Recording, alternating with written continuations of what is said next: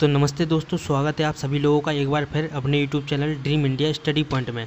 तो आज की वीडियो में हम 4 टॉपिक के बारे में बात करेंगे। जो पहला टॉपिक है हमारा वो है कोकरन बॉयलर, दूसरा है हमारा स्टिर्लिंग बॉयलर, और तीसरा टॉपिक है हमारा ले मॉन्ट बॉयलर, और चौथा टॉपिक है हमारा फ्यूल हैंडलिंग एंड स्टोरेज।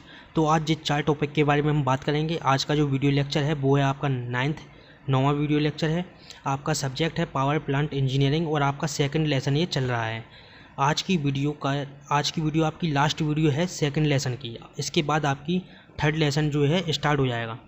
तो चलिए शुरू करते हैं। सबसे पहले आज का जो हम फर्स्ट टॉपिक है वो है कोकरन बॉयलर। सबसे पहले हम पढ़ेंगे कोकरन बॉयलर। देखते हैं हम कोकरन बॉयलर क्या होता है। यह एक कम क्षमता वाला सबसे अच्छा बॉयलर होता है। जो कोकरन बॉयलर होता है आपका, ये कम क्षमता वाला लेकिन सबसे अच्छा बॉयलर आपका ये होता है। इसकी स्टीम को उत्पन्न करने की क्षमता, या जो कहें हम इसकी भाप उत्पन्न करने की क्षमता जो कि है वो होती है 100 से 3000 किलोग्राम प्रति हावर होती है। इसका अधिकतम दाब या प्रेशर 17.5 बार होता है। देखिए, जब भी हम प्रेशर की बात करेंगे तो हमारा ये बार में लिखा जाएगा 17.5 बार, ठीक है। इसलिए यह लो प्रेशर बॉयलर होता है। अतः यह बॉयलर मल्टी ट्यूब बॉयलर, ऊर्ध्वाधर बॉयलर, स्टेशनरी बॉयलर आदि प्रकार का बॉयलर होता है। ये बॉयलर को हम मल्टी ट्यूब बॉयलर भी कहते हैं, ऊर्ध्वाधर बॉयलर भी कहते हैं, और स्टेशनरी बॉयलर भी हम इस बॉयलर को हम कहते हैं। किसको? कोकरन बॉयलर। तो ये है आपका कोकरन बॉयलर का चित्र। तो देखिए, ये है हमारा कोकरन बॉयलर का चित्र। चलिए चित्र से अब पहले समझते हैं, उसके बाद हम इसकी वर्किंग पढ़ेंगे। देखिए, सबसे पहले इस चित्र में आप नीचे देखिए, आपको एक भट्टी दिखाई देगी, ठीक है। इस भट्टी में यहाँ पर जाली लगी हुई है आपकी। यहाँ पर हम ईंधन को रखते हैं, ठीक, जैसे कि कोयले को जब हम यहाँ पर रखेंगे और अग्नि छिद्र यहाँ से हम इसको जलाएंगे जब, तो इसकी जो राख है वो नीचे इकट्ठी हो जाएगी, जिसको हम कहेंगे राख गर्त, या हम एस पिट कहते हैं इंग्लिश में, ठीक है। जो कोयला हमारा जलेगा उसकी राख हमारी यहाँ पर इकट्ठी होगी। ये आपकी जाली लगी हुई है, यहाँ पर हम ईंधन को रखेंगे। यहाँ पर आपकी भट्टी से जो गर्म हवा निकलेगी वो आपकी इन पाइपों में जाएगी। इन पाइपों के बीच में जो आप पाइप देख रहे हैं, यहाँ पर आपका पानी भरा हुआ होता है, और आपकी ये जो गर्म हवा होती है, ठीक, ये इस पानी को गर्म करती है और वाष्प में बदलती है। आपकी ये भट्टी की गर्म हवा जो यहाँ से निकलती है, और यहाँ जी आपका स्मोक बॉक्स होता है, इसके माध्यम से ये चिमनी के द्वारा आपकी वायुमंडल में बाहर की ओर निकल जाती है, ठीक है। तो देखिए, ये है आपका दाब गेज। यहाँ पर मतलब आपका कितना प्रेशर है भाप का, वो आपका ये बताता है। यहाँ पर आपका भाप बनती है, यहाँ पर आपकी जो ईंधन है वो जलता है, ठीक है। यह है आपका दहन कक्ष। यह आपका जल गेज, आपकी जल की मात्रा कितनी है ये उसको बताता है। ये आपका यहाँ पर है फ्यूल पाइप, ठीक, और यहाँ पर है आपका स्मोक बॉक्स। तो चलिए इसके बाद हम वर्किंग पढ़ते हैं, इसकी वर्किंग क्या है। देखिए, हम इसकी वर्किंग और कंस्ट्रक्शन मतलब कार्य विधि और आपकी संरचना साथ में मिक्स कर पढ़ेंगे, ठीक है। सबसे पहले हम पढ़ेंगे कोकरन बॉयलर का मुख्य उद्देश्य, या कोकरन बॉयलर का मुख्य जो पार्ट होता है वो होता है आपका ड्रम, बेलनाकार आकार का होता है। आपका जो कोकरन बॉयलर का मुख्य पार्ट या मेन पार्ट जिसको हम कहें, वो होता है आपका कोष ड्रम बेलनाकार होता है, ठीक है। ऊपरी सिरे में स्टीम के एकत्रित होने के स्थान होता है। जो आपका इस बॉयलर का ऊपरी भाग होता है उसमें आपकी स्टीम एकत्रित होती है, ठीक है। अर्ध गोलाकार होता है, जो आपका अर्ध गोलाकार आधे गोले के समान होता है। ड्रम के निचले हिस्से में अर्ध गोलाकार भट्टी होती है। ड्रम के जो नीचे का हिस्सा होता है वहाँ पर भी आपका अर्ध गोलाकार एक भट्टी होती है, ठीक है, जिसमें 2 छिद्र होते हैं। एक ओर फायर होल तथा दूसरी ओर एक धूम्र नली होती है, या हम जिसको कहें स्मोक ट्यूब। इस छोटे स्मोक ट्यूब से दहन कक्ष जुड़ा होता है। आपका ये जो स्मोक कक्ष होता है इससे आपका क्या जुड़ा होता है? दहन कक्ष जुड़ा हुआ होता है। बॉयलर ड्रम के मध्य बहुत सी स्टीम ट्यूब होती हैं। जो बॉयलर होता है उसके आपके बीच में आपने इसमें देखा होगा कई आपकी छड़ें डली हुई हैं, जिसको हम या ट्यूब भी कह सकते हैं, आपकी ट्यूब होती हैं। ये ट्यूब्स एक ओर दहन कक्ष व दूसरी ओर धूम्र कक्ष से जुड़ी होती हैं। भट्टी के निचले भाग में राख गर्त व उसके ऊपरी वृत्ताकार झंझरी या हम जिसको कहते हैं जाली लगी होती है। जो भट्टी का नीचे का भाग होता है, सबसे नीचे का भाग, वहाँ पर आपकी राख इकट्ठी होती है और भट्टी जो आपकी राख इकट्ठी होती है उसके ऊपर आपकी एक जाली लगी हुई होती है जिस पर कोयले या लकड़ी को जलाया जाता है। हॉट गैस कंबसन चैम्बर में फायर ट्यूब में से होकर धूम्र बॉक्स या स्मोक बॉक्स में प्रवेश करती हैं, जहां से ये चिमनी के द्वारा वायुमंडल में चली जाती है। देखिए आपको हम दिखा दें, सबसे पहले ये देख रहे वायुमंडल में आपकी चली जाती हैं किसकी, चिमनी के द्वारा। ये आपकी सबसे ऊपर ये चिमनी लगी हुई है। ये आपका अर्धगोलाकार यहाँ क्या है, आपका एक बॉक्स बना हुआ है जहाँ पर आपकी भाप जो की है वो इकट्ठी होती है। ये आपको भाप के जो दो कंट्रोल करने की बाल्ब लगी हुई हैं। यहाँ पर आपका दाब गेज लगा हुआ है जहाँ से हम देखेंगे कि आपकी भाप कितने स्तर तक आपकी जमा हो चुकी है। यहाँ आपका लगा हुआ है पंख द्वार। ये आपका जल गेज लगा हुआ है, मतलब इससे जल की क्वांटिटी नापेंगे हम कि इसमें जल कितना भरा हुआ है। ठीक, इसके नीचे यार जहाँ हम जैसे आते हैं यहाँ पर आपकी भट्टी लिखा हुआ है फर्नेस, तो यहाँ पर जाली लगी हुई है भट्टी के नीचे। भट्टी का जो पार्ट है वहाँ पर एक जाली लगी हुई है जहाँ पर हम ईंधन को रखते हैं, लकड़ी कोयले वगैरह को रख कर हम अग्नि छिद्र के द्वारा इसको जलाते हैं। इसकी जो राख होती है वहाँ पर नीचे इकट्ठी हो जाती है जिसको हम कहते हैं राख गर्त। अगर आप चित्र के माध्यम से समझते हैं तो आपको वर्किंग याद करने की कोई भी आवश्यकता नहीं है। आप चित्र को एक आध दो बार अच्छे से देख लें या फिर बनाकर देख लें और वर्किंग को भी एक आध दो बार आप पढ़ लें। इसके बाद जो दूसरा हमारा पॉइंट है वो है स्टिलिंग बॉयलर। तो स्टिलिंग बॉयलर के बारे में पढ़ते हैं। देखिए जो हमारा दूसरा पॉइंट है वो है स्टिलिंग बॉयलर। स्टिलिंग बॉयलर का उपयोग भाप इंजन में किया जाता है। जो आपका स्टिलिंग बॉयलर होता है इसका उपयोग कहाँ किया जाता है, भाप इंजन में किया जाता है। इसमें 3 भाप ड्रम तथा 1 जल ड्रम होता है। इसमें आपके 3 भाप ड्रम लगे हुए होते हैं तथा 1 जल ड्रम लगा हुआ होता है। मैं आपको बाद में चित्र में बता दूंगा कहाँ पर भाप ड्रम है और कहाँ पर जल ड्रम है। ठीक है, सबसे पहले जल ड्रम में सबसे पहले जो आपका जल है वो ड्रम नंबर 1 में जाता है। ठीक है, इसके बाद ड्रम के पिछले भाग की नली में तलछट ड्रम में प्रवेश करता है। आप इतना याद रखिए, इसके बाद ड्रम नंबर 1 के बाद तलछट ड्रम में जाता है जहाँ पर जल को साफ़ किया जाता है या फिर उसमें निलंबित पदार्थ नीचे बैठ जाते हैं और साफ जल को क्रमशः ड्रम नंबर 2, ड्रम नंबर 3 में प्रवेश कराया जाता है। स्टिलिंग बॉयलर 3 भाप ड्रम तथा 1 तलछट ड्रम सामान्यतः इस्पात ढांचों के सहारे लटकी अवस्था में होते हैं। ये आपके जो चारों ड्रम हैं ये आपकी लटकी हुई अवस्था में होते हैं, किसी चीज़ पर रखे हुए नहीं होते हैं। ठीक है, तो इसकी वाष्प क्षमता 50,000 किलोग्राम प्रति हावर तथा भाप का उत्पादन, मतलब इसकी जो वाष्प की क्षमता है वो होती है आपकी 50,000 किलोग्राम प्रति हावर और भाप उत्पन्न करने की क्षमता इसकी कितनी होती है 60 किलोग्राम प्रति सेंटीमीटर स्क्वायर तथा तापक्रम 400 डिग्री सेंटीग्रेड तक किया जाता है। इसका जो तापक्रम किया जाता है वो आपका 400 डिग्री सेंटीग्रेड तक किया जाता है। तो ये है आपका स्टिलिंग बॉयलर का डायग्राम। देखिए ये आपके 3 आपके क्या लगे हुए हैं, भाप ड्रम। ये आपका एक लगा हुआ है वाटर ड्रम। ठीक, आपके ये भाप ड्रम से जब पानी यहाँ पर आता है तो आपके यहाँ पर पानी शुद्ध हो जाता है। इसके बाद आपका 2 नंबर और 3 नंबर में जाता है। ठीक है, ये यहाँ पर आपका ईंधन रखा हुआ होता है जिसको हम दहन करते हैं। ठीक, आपकी ये वायु आ रही है बाहर से, ये यहाँ से जो इसमें बच रहा है आपकी भाप वगैरह, जो आपके यहाँ से जो वायु आएगी वो जो चिमनी के माध्यम से बाहर निकल जाएगी। ठीक है, ये आपकी लगी हुई है जल ट्यूब। इसके बाद जो हमारा तीसरा पॉइंट है लेमोंट बॉयलर। लेमोंट बॉयलर के बारे में पढ़ते हैं हम। तो देखिए ये है आपका लेमोंट बॉयलर, पॉइंट नंबर 3। आज की वीडियो का तीसरा टॉपिक जो है हमारा वो है लेमोंट बॉयलर। देखिए लेमोंट बॉयलर एक उच्च दबाव force circulation water tube boiler, आंतरिक ज्वलन वाटर बॉयलर होता है। आपका ये जो लेमोंट बॉयलर होता है ये एक तरह का force circulation water tube boiler और आंतरिक ज्वलन बॉयलर होता है। बॉयलर के छोटे व्यास की नलियों के भीतर पानी को प्रसारित करते हैं। जो बॉयलर की छोटे व्यास की नली होती है उसके भीतर हम पानी को क्या करते हैं, प्रवाहित करते हैं या पानी को बहाते हैं।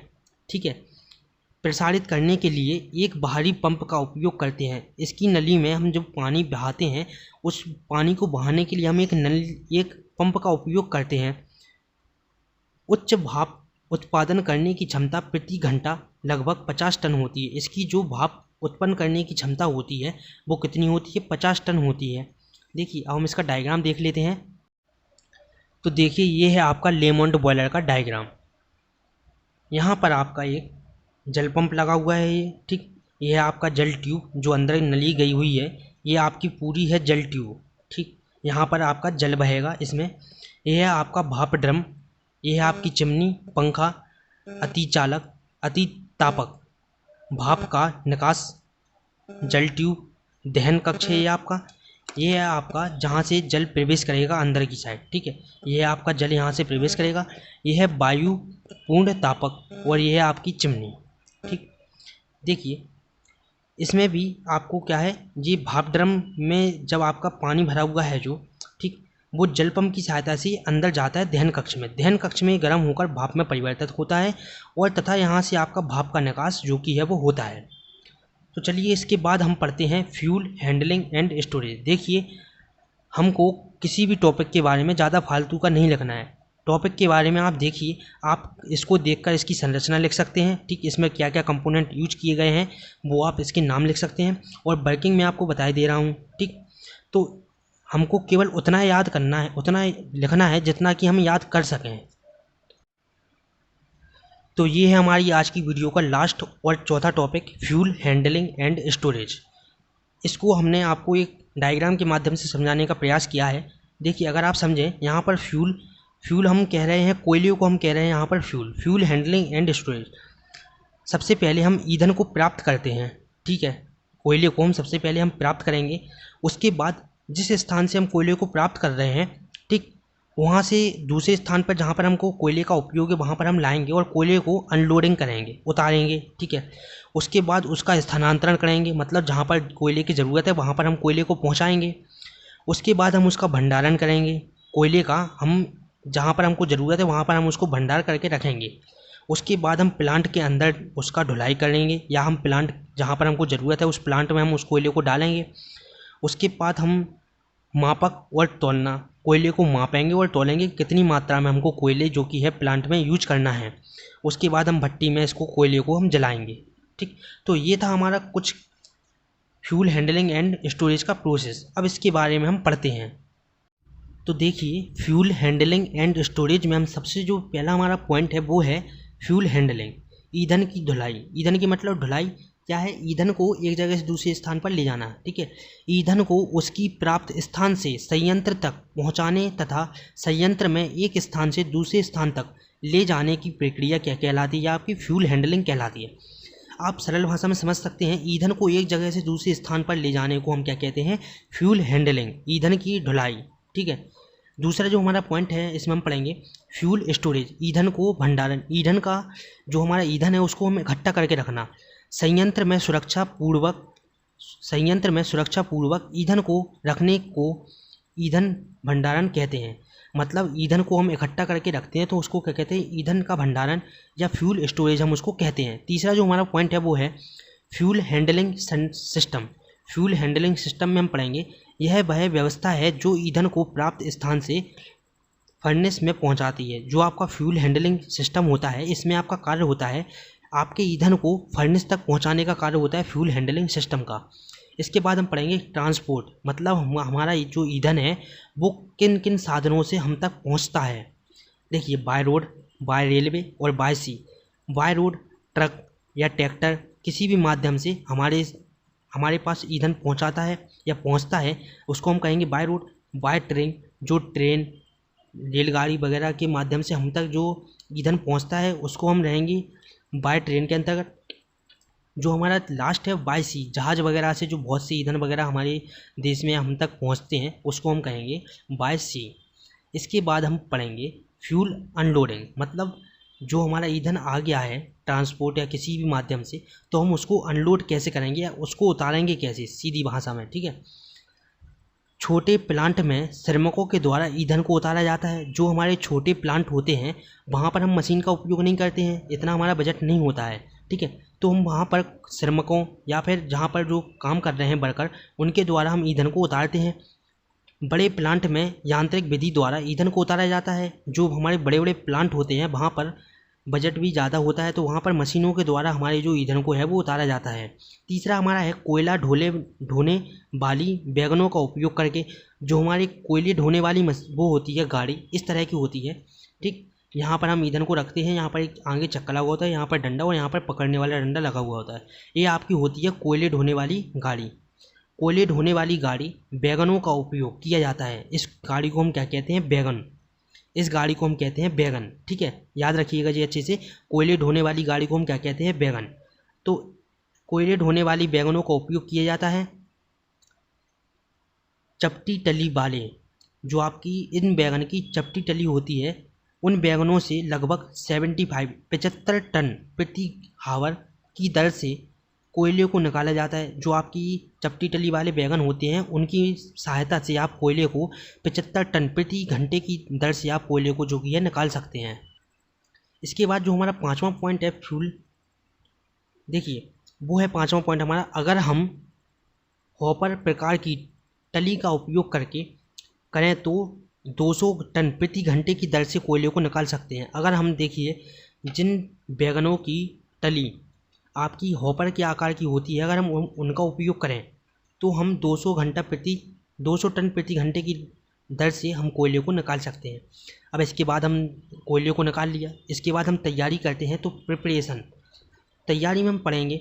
तैयारी के अंतर्गत कोयले को तोड़ना, छांटना तथा उचित आकार में परिवर्तन करना आता है। देखिए हमने कोयले को ट्रांसपोर्ट कर लिया, कोयले को उतार भी लिया। अब इसके बाद हम कोयले को सही आकार देंगे, कोयले को तोड़ेंगे और छांटेंगे। ठीक है, आपकी सारी चीज़ आपको एकदम क्रम के रूप में पढ़ाई जा रही है आपको, और आपका ये सिलेबस 2021 के अकॉर्डिंग ही है। ठीक, तो परेशान ना हो, आपको हर चीज़ सरल भाषा में और आसान तरीके से समझाने की कोशिश की जाएगी।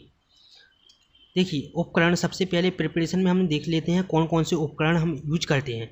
जो हमारा पहला है भंजन ब्रेकर, दूसरा है कोयला कूटने वाली उपकरण या कोयला तोड़ने वाला उपकरण जो कि हमारा होता है क्रेशर, तीसरा होता है साइजर जिससे हम कोयले को सही आकार में लाते हैं, चौथा है हमारा ड्रायर और पांचवा है हमारा मैग्नेटिक सेपरेटर, चुंबकीय पृथक्करण।